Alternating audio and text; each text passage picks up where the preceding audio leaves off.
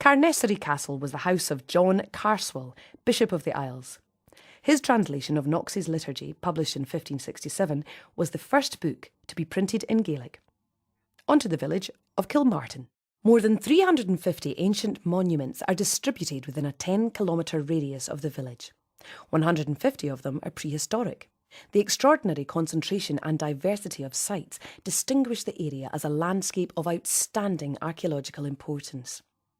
The largest expanse of prehistoric rock art in Scotland features thousands of enigmatic cup and ring marks and other motifs, the majority of which were probably carved around 3000 to 2000 BC.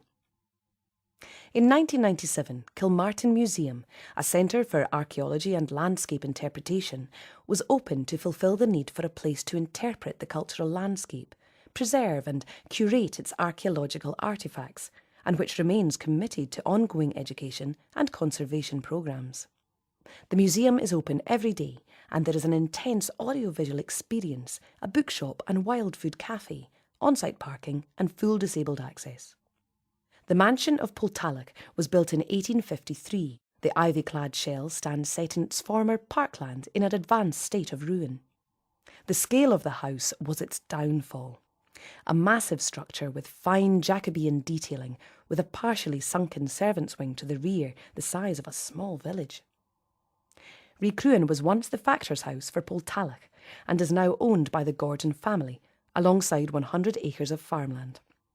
Self-catering accommodation is offered in the main house, refurbished in 2010, and also in courtyard cottages. Recruan is open all year. A few miles south lies the hill fort of Dunad, which occupies a grass-covered rock which rises out of the Great Moss and is regarded as the capital of the ancient kingdom of Dalriada.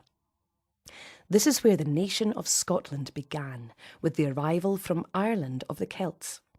The largest of the Irish tribes were known as the Scots, and when great numbers of them arrived in the new kingdom, they brought with them their language, Gaelic.